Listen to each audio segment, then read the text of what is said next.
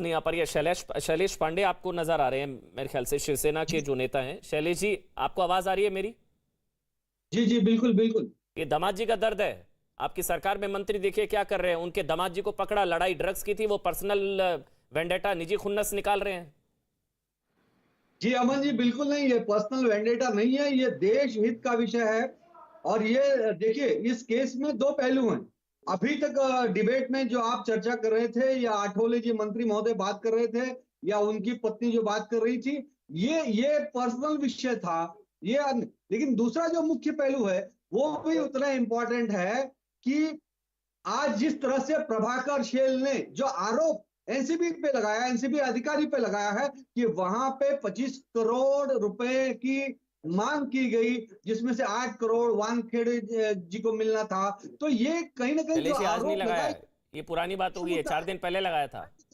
आप जागे हैं, आरोप ये का अभी, ये आप अभी ऐसा जागे हैं, नहीं ये 4 दिन पहले लगाया था। और उन्होंने बोला की ओवर, मतलब ये उड़ते उड़ते सुना था उन्होंने। आपको पता है, ओवरहर्ड, उड़ते उड़ते सुना था उन्होंने। आपको पता भी है पूरी कहानी, 4 दिन पहले का आरोप है। आप अभी जागे हैं, पता नहीं मेरे को, लेकिन उन्होंने ओवरहर्ड बोला था। आपको पता है ओवरहर्ड होता है मतलब उड़ते उड़ते सुना उन्होंने कि 18 करोड़ की डील हुई, 8 करोड़ समीर वानखेड़े को देने हैं, 8 करोड़ उसमें से 8 देने हैं। पता है ना आपको ये?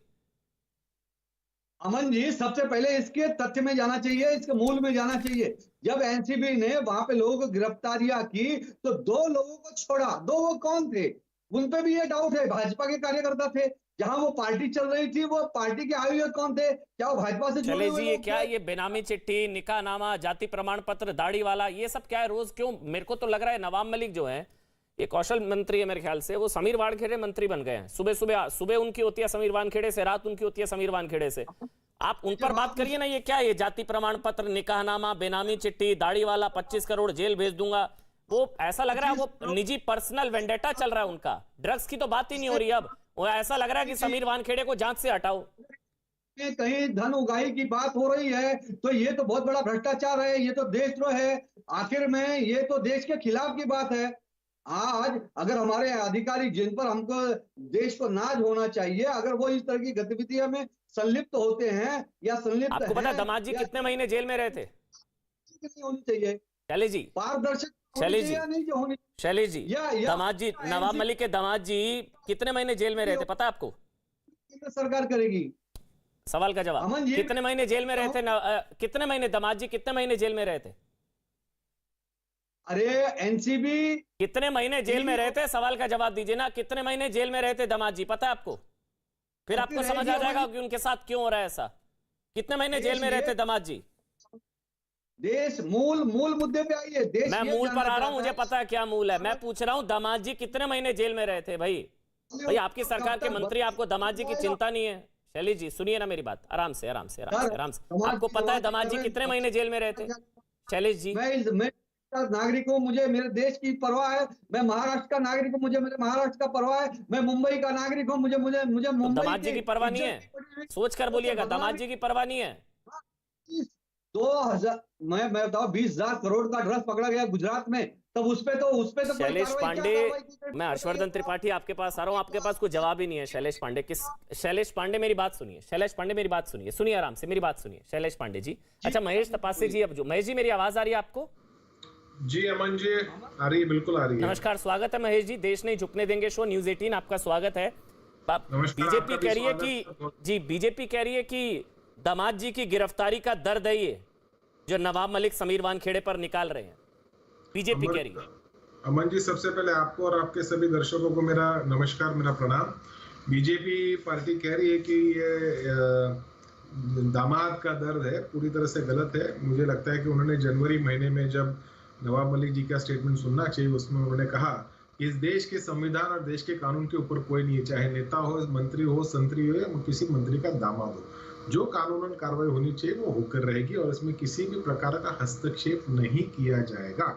आज 6-8 महीने के बाद लगभग उनके दामाद को बेल मिली और आज भारतीय जनता पार्टी से एक प्रयत्न किया जा रहा है कि जो प्रश्न, जो मूलभूत प्रश्न एक नागरिक की हैसियत से, एक प्रवक्ता की हैसियत से, जो नवाब मलिक जी ने एनसीबी के कारनामों के ऊपर, मतलब जो विटनेस के संदर्भ में, मैं उनकी जो रेड हुई उसके बारे में नहीं कह रहा हूँ, लेकिन जिस प्रकार के विटनेस खड़े किए गए, जो विटनेस बाद में खुद मुकर गए, 3 विटनेस जब ये जो मनीष भानुशाली भारतीय जनता पार्टी के निकले वो गायब हैं। दूसरे केपी गोसावी उनको पुलिस ढूंढ रही है, वो गिरफ्तारी यूपी में देने वाले थे, आज पता नहीं। और तीसरा विटनेस प्रभाकर सेल जिसने खुद एक एफिडेविट दिया है, उसमें कहा है कि मैं तो विटनेस नंबर 2 का नौकर हूँ, उनका पर्सनल बॉडीगार्ड हूँ। तो इस प्रकार की जब बातें सामने आई तो इसके ऊपर कहीं ना कहीं संशय की सुई निर्माण होती है। और वो संशय किस पे जाएगा? स्वाभाविक रूप से जो वरिष्ठ। सही बात है, बिल्कुल। महेश जी, आपका सिग्नल चला गया मेरे सवाल से पहले ही। मैं आपसे सवाल पूछने वाला था, आपका सिग्नल चला गया क्योंकि आपको संशय हो रहा है।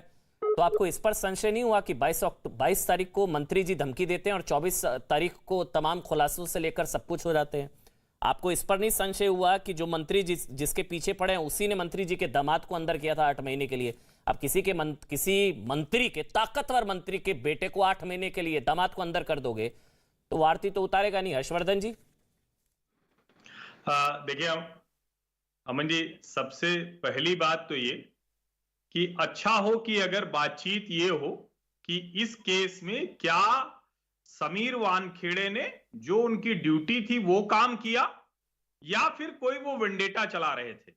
और अगर वो जो एक कहें कि नवाब मलिक ने एक चिट्ठी पेश की है, एक देश भगत जो अपना नाम भी नहीं सामने लाना चाहता, तो उनकी चिट्ठी में जो लिखा गया है उसमें अमित शाह और राकेश अस्थाना तक को घसीट लिया गया है, यानी इस सरकार तक पर आरोप लगा दिया गया है। अब 2011 से 2013 के दौरान शाहरुख खान, अनुष्का शर्मा, मिनिषा लांबा, मीका सिंह, इन सबको कस्टम की ड्यूटी करते हुए पकड़ा समीर वानखेड़े ने और बाकायदा जुर्माना भरवाया। 1.5 लाख, 2 लाख, 3 लाख रुपए जो ये लोग अपने बैग लेकर आ रहे थे, हीरे नहीं बता रहे थे कि हम लेके आ जा रहे हैं।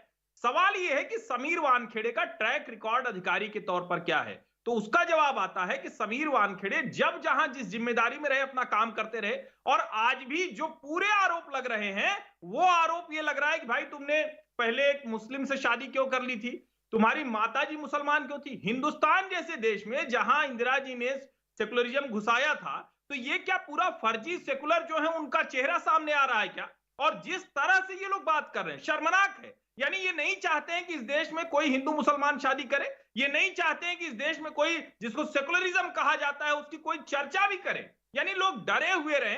मुझे तो लगता है ये पूरी की पूरी जो डिबेट है ये नवाब मलिक के साथ साथ पूरा जो महाराष्ट्र का तंत्र चल रहा है उसको निर्वस्त्र कर देता है। आपको लगता है बदला लिया जा रहा है, बदले की कार्रवाई है? नहीं, इसमें अब कोई संदेह नहीं रहेगा। वो तो खुद कह रहे हैं कि हमारे दामाद को पकड़ लिया तो हम ये करेंगे। अब इसमें कुछ छिपा हुआ नहीं, हम आप नहीं कह रहे हैं, ये तो नवाब मलिक कह रहे हैं कि हमारे दामाद को पकड़ लिया था बिना वजह, आर्यन खान को पकड़ लिया बिना वजह। अब चूंकि उनकी ताकत इतनी थी, वो जानते हैं बड़ी छोटी पार्टी है एनसीपी, सिर्फ पश्चिमी महाराष्ट्र की पार्टी है, तो उनको शाहरुख खान चाहिए था कि अच्छा ठीक है पीछे देश भर में एक कुछ लोग खड़े हो जाएं। तो शायद इस तरह की राजनीति अब लोग करने लगे। शैलेश जी, सुना आपने?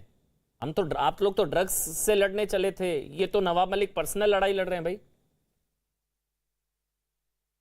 देखिए अमन जी, मैंने पहले ही कहा कि इस विषय में, इस केस में 2 पहलू हैं।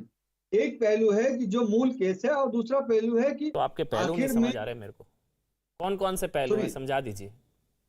सर देखिए, पहला पहलू यह है कि जिस तरीके से वो कार्रवाई की गई, कार्रवाई में 2 लोगों को छोड़ा गया, जहां पर पार्टी हो रही थी जो लोग जवाबदार थे उनको छोड़ा गया। तो क्यों छोड़ा गया? वो गलत हुआ। दूसरी चीज आप एनसीबी में हैं, आप एनसीबी में हैं, शिवसेना में हैं, आपको कैसे पता क्या किया एनसीबी ने? वहां जाया, छोड़ा, पकड़ा, किसको क्या किया? कहीं ना कहीं गलत है तो फिर उसके बैकग्राउंड में भी आदमी झांकता है, देखता है उसके सर्टिफिकेट क्या है। अगर उसके सर्टिफिकेट सही है